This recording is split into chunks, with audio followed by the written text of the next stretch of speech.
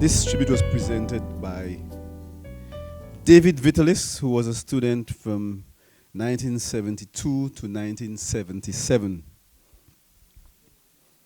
And the caption, "After you, Robbie." The SD Academy from 1972 to 1977 assembled a crop of teachers who have achieved folk hero status among the students they molded into thinking and productive citizens which they are today. In hindsight, these were men and women whose attitudes, intellects, and idiosyncrasies came together at the right time to make members of the generation after them believe in themselves and that their aspirations were achievable. One of these unforgettable teachers was Mr. Robert Innocent, who earned the title Robbie as his students matured, although not exactly so. It's probably because Robert Innocent's finest quality is his ability to transcend the teacher-student universe, becoming one or the other as the conditions demanded. Ralph Waldo Emerson says, he quotes in The American Poet, "The secret of education lies in respecting the pupil." That code of education, he says, is written in Mr. Innocent's DNA. The boyish looks were or are no coincidence. For in our time at the SD Academy, Mr. Innocent seemed naturally to transcend into the student, to transfer knowledge and meaning.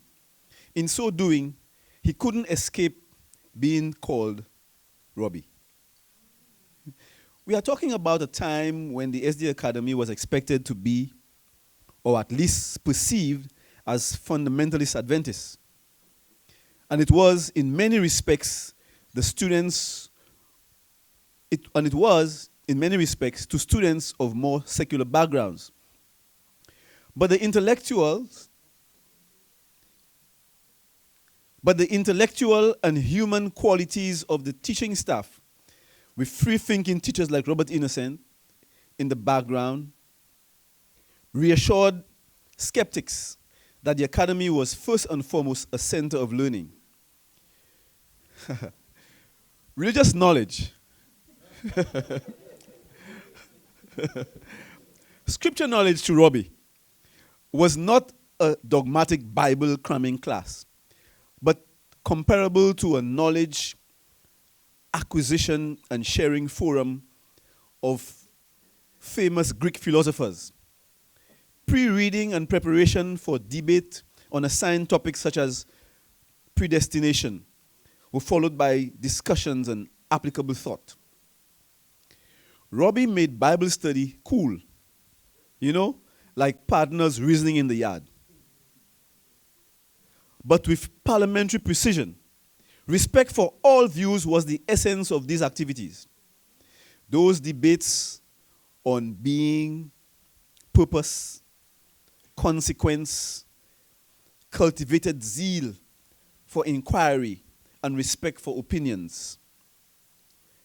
Gradually, his students recognized the inalienable right to discuss their environments, home, school, church, community, country, and the universe.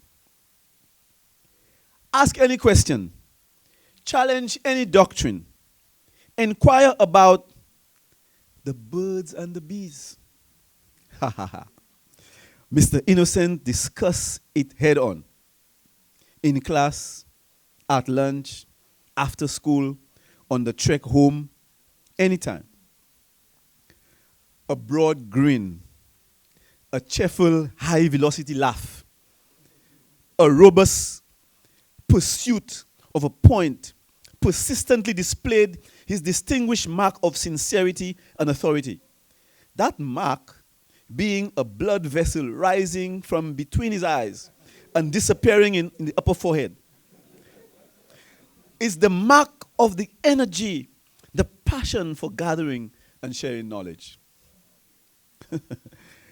There must have been differences of opinions among the teachers of the teaching staff at the academy during that period of time.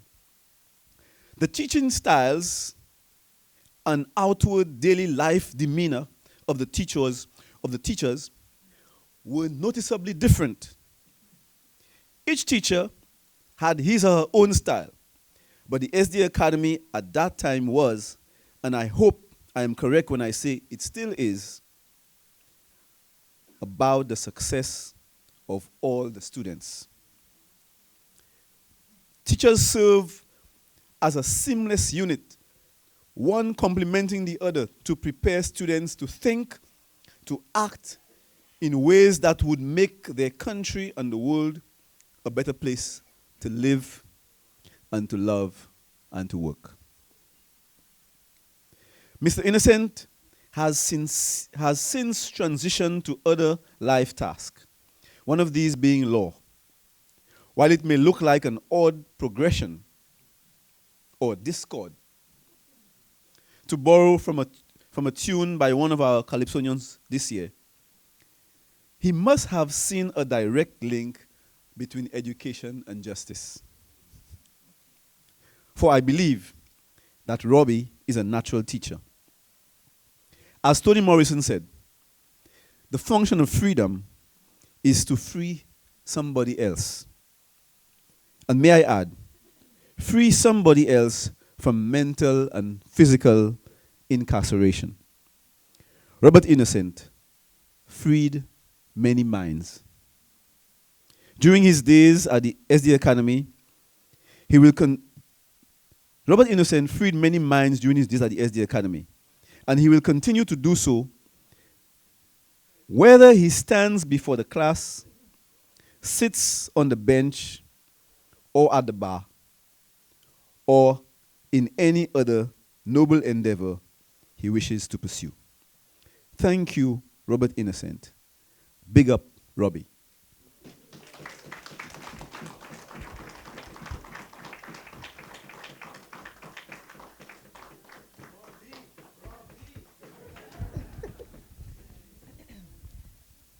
We thank David Vitalis, the writer, and Leslie Fontenelle, the presenter. A hand of applause for them both.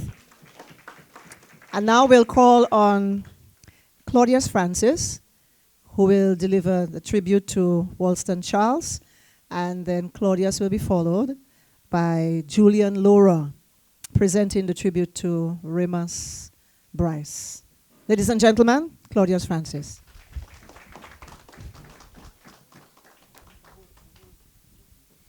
Thank you.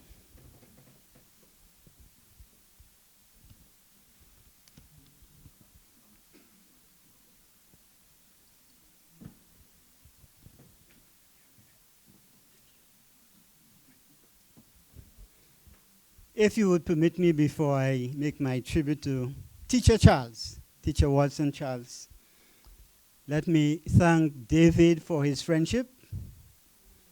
I did have an opportunity to walk to Mondadon, and to see the work that was being done there by his dad in the garden. And I'd like to say something. He does not remember that when I left the academy in 1972, I was not successful in English language.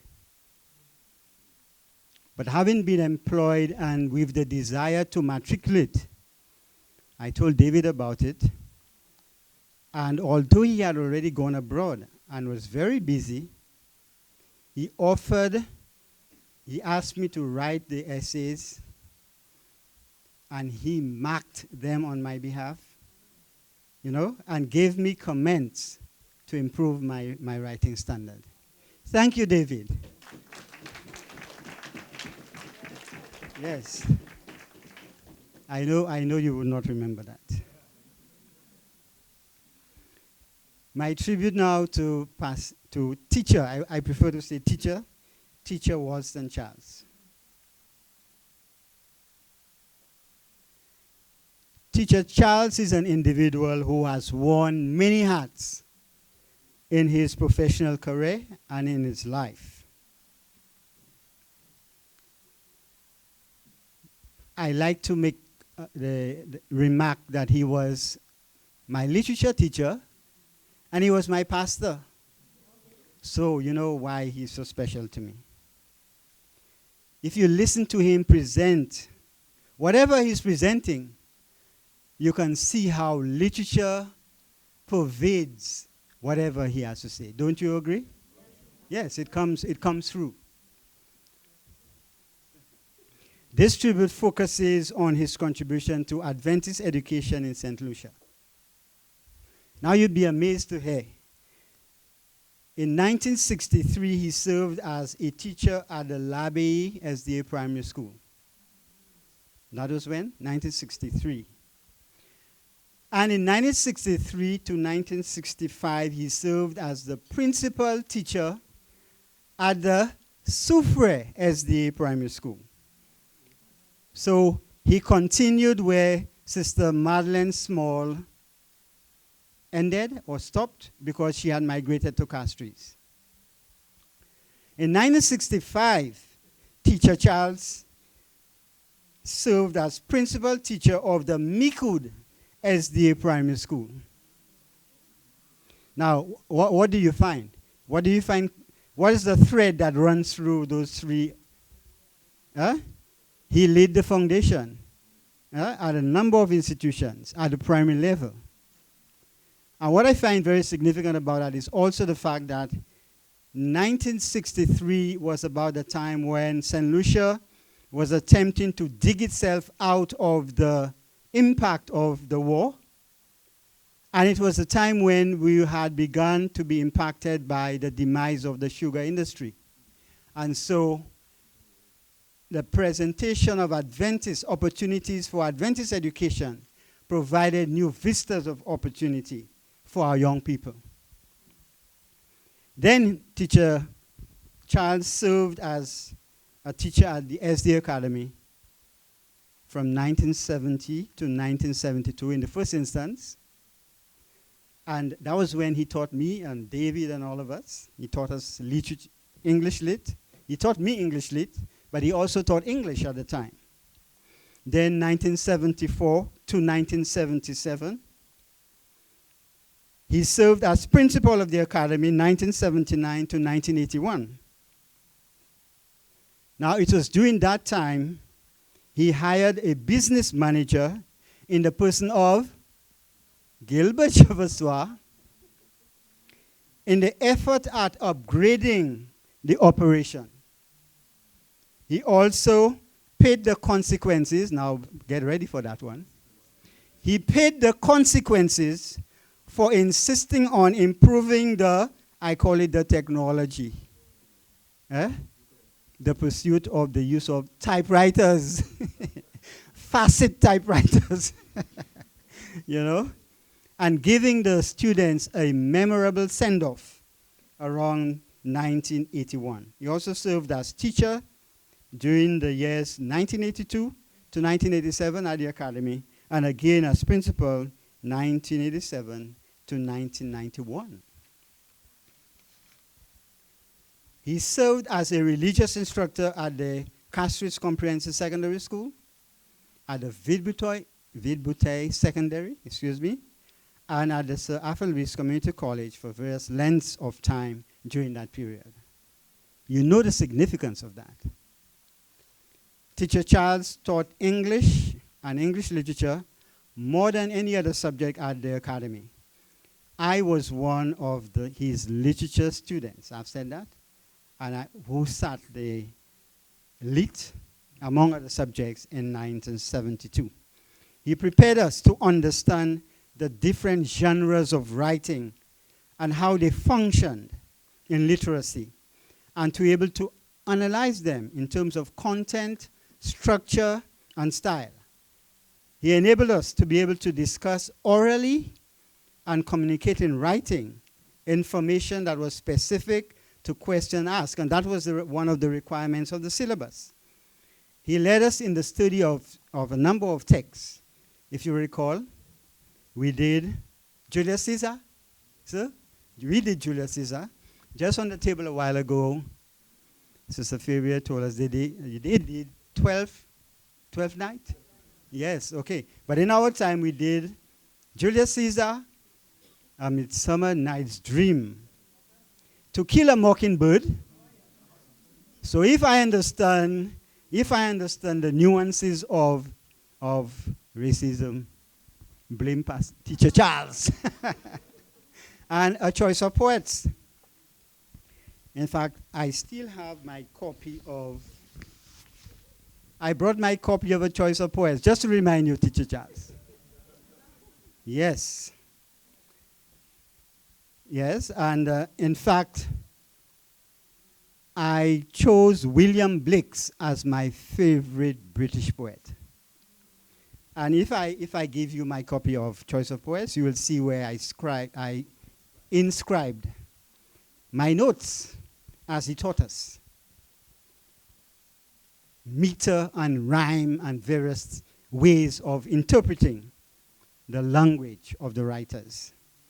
He engaged us in expressing our opinions in various scenarios in the text and in the novel and in the verse and in the verse presentations that he made to help us mature and to be able to justify our opinions, the opinions that we expressed. How the study of English and English literature impacted each one of us is a personal matter. I do not know any endeavor in life that does not require the use of language and expression. I know for certain that the study of English and English literature has a lifetime impact on students and on all of us. For me personally, Teacher Charles' teaching would have given me a foundation that affirmed my gift as a writer. You know, I've emerged as a writer. But he started the process of wetting the soil. At the time, I did not even know enough about myself. And as I've told you, William Blake became one of my favorite English writers. And you can see it evident in my writing. I am now a capacity builder, and I'd like to illustrate. The tribute is not about me. The tribute is about Teacher Charles. But I decided to read to you one of my poems entitled Pity for the Grave, to illustrate how I integrated the use of my capacity building work with poetry. Is it okay if I read it to you? Okay. At last, a grain of pity shows up a tiny blade. No room despite their grade. I've been around for ages, no room despite their grade. I have been around for some time, no room for many more. Relieved by 2 feet of sand and 1 foot of water. It depends if I'm by the shore. 1900s legislation still guards my weary feet, but only very lately they begun to pity me. At last they said, don't jump me. Don't use me as a bed. To leave some space between me, don't allow the grass to tread. Avoid curse words and slander. Be careful how I'm dredged. A backhoe will berate me. A chapel, yes, instead. At last they came to thinking the dead stays in the grave. Why would they care about me if they thought I had to leave? Update the laws around me and charge some legal fees. Suggest to build a chapel, find me place to bring me ease. At last the day is nearing, death will not find its sting. I'm not assured of victory if the dead will then be freed. They will ask me for my victory in the face of thousands of saints. I will no longer need any pity. I too will then be freed. I wrote that poem after I had attended a consultation on cemeteries.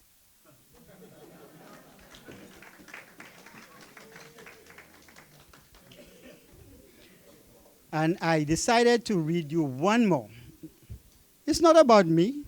It's about Teacher Charles. Huh? Yes. I decided to read you one more. For those of you who have writing ability, don't put it under a bushel. Make Teacher Charles proud. This one is entitled My Poem for Summertime 2018.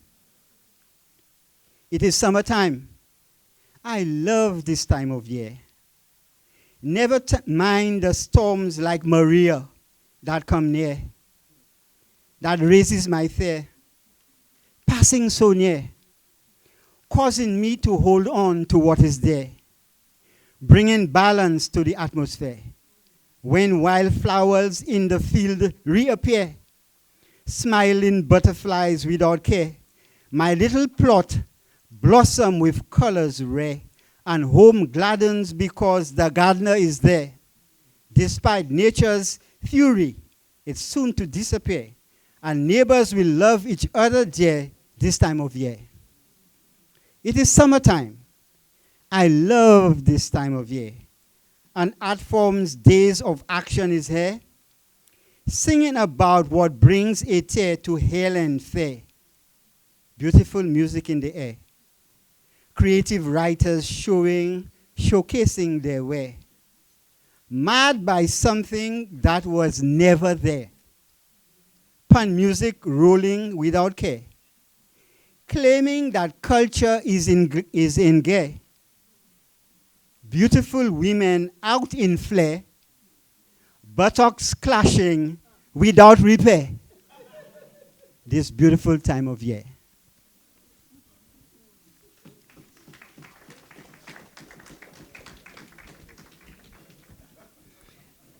And so I'd like to give to Teacher Charles my last book titled Torn Between Two Lovers.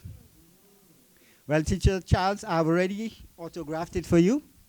And it says, to Teacher Walston Charles, as a token of the love and appreciation we extend to you for being our English literature teacher on this 21st day of July, 2019.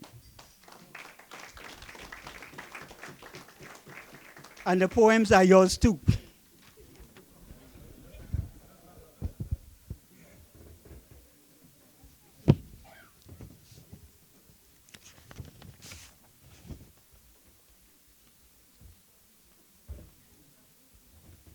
Yes, Julian.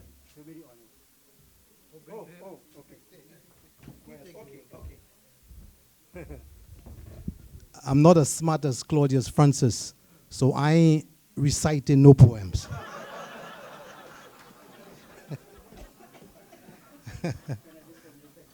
Yeah, go ahead, Claudius. You want to read another poem? No, let me just relieve you there. I didn't go to school with David Williams. You know, ladies and gentlemen, there is nowhere in the world I'd rather be than right here, right now.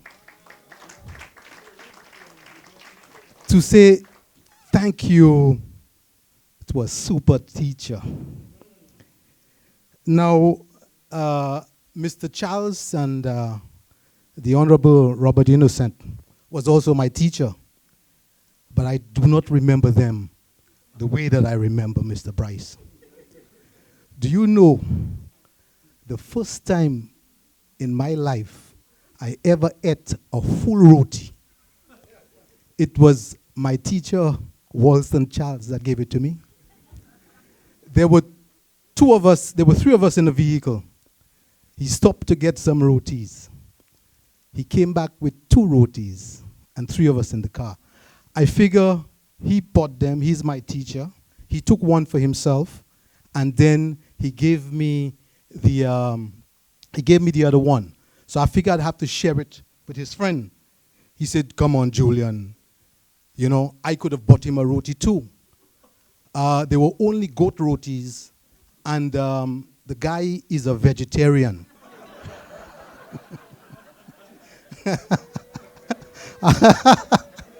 But listen.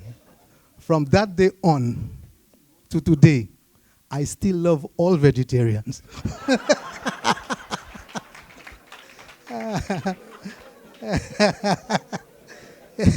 That roti, I could still taste it. Now, Mr. Bryce is no ordinary teacher. You know, he has made a huge difference in the life of very ordinary people.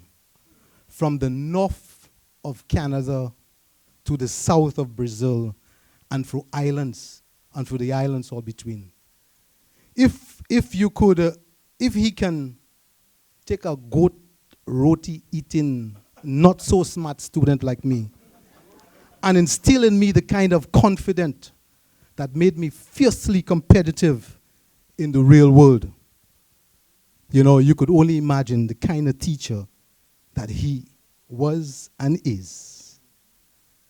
I've heard stories of Mr. Bryce where he actually, you know, on his very small pay, he would take, there were students that could not afford to pay for their tuition. And he would actually help the parents give those kids, allow those kids to go to school and pay for their tuition. I know of a particular kid that really could not. He is all prepared, smart, ready, worked hard, ready to move on to do his GCE. And then he just could not afford it. His mother could not afford it. And Remus took the monies from his pocket and told the parents, you know what? I'm going to be as modest as he can. I'm going to borrow you the money and take your time. Whenever you can, you're going to pay me back my money.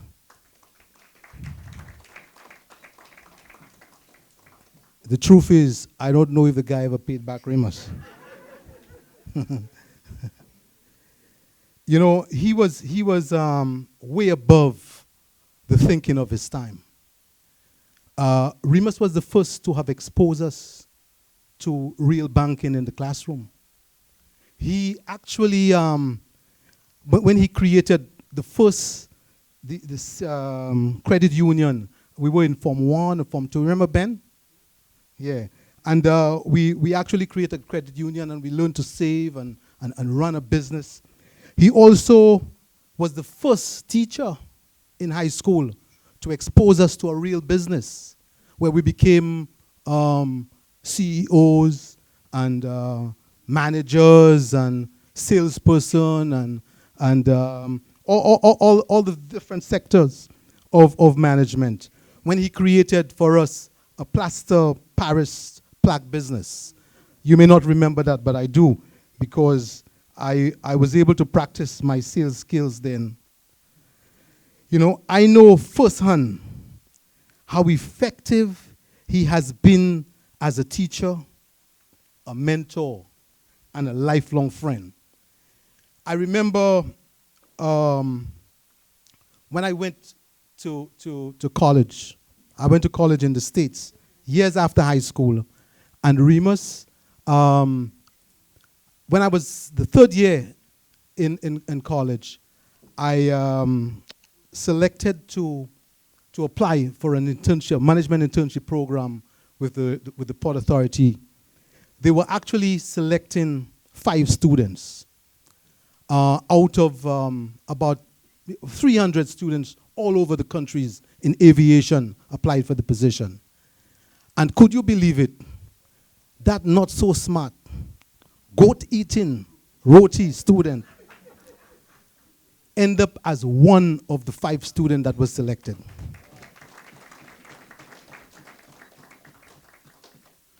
But that is not exactly the story, because my first week in my position, the operation manager said, what I want to do is to assign you to a specific project. We want to expand it was the ground handling service at Kennedy Airport, or we want to contract it. So we're going to give you the ability to be able to do that. And if the report is a very good report, at the end of it, the study, is going to be mine and yours. If the report or the study is not good, it's going to be yours, and I'll let them know. I spent about 2 months compiling the data, putting information together, and then at the end of the day, I shared with Remus, Mr. Bryce, what I was doing, and he told me, yeah, well, no problem, man. Whenever you want, come along, and I'm going to help you with it. And just as he said, when I was about to finish up my report, I went to him, I met with him, and he put some engineering touches to it that made me look so good. And when I brought the report, and the managers, they check it out, and they went to the board, he called me back and he said, Mr. Laurent, this report belongs to you and me. Yeah, so that was good. So I am extremely delighted to be able to be here today, to have this opportunity to say thanks to my friend, my teacher, who Remus, we have become lifelong time friends, and I am happy that I'm not waiting, at a funeral to be able to give tribute. Although look like Remus looking healthier than me. Yeah. Also, I want to take this opportunity to just announce that we have actually compiled together, not compiled, but we are going to name a scholarship in Remus Bryce's name. All right. And we have already begun the work, but what we intend to do, and Remus could take it anywhere he wants to, but what we're going to do is, his mother was the one that began the SDA primary school in the Monrepo area. So that particular scholarship is going to benefit students, well, he could name it whatever he wants, but it will benefit students from the Monrepo area going to Adventist that are going to be going to the SDA Academy. And I was in St. Kitts last week, and I spoke to Franklin Maitland, and he's excited about there. He's going to make a contribution to that. When I came in, guess who I met? A guy by the name of Douglas O'Brien. He actually, and he said, what are you doing here, Julian? I told him I was here for an award ceremony for Remus. He said, oh yeah, I didn't know Remus was there. I told him what we were doing. And the guy who runs a funeral home was so impressed that I didn't wait to use that as a eulogy. He decided that he's going to make a solid contribution to that scholarship. So that was really nice. So at this point, I just want to tell you, Mr. Bryce, thank you so much for being the teacher that you have been.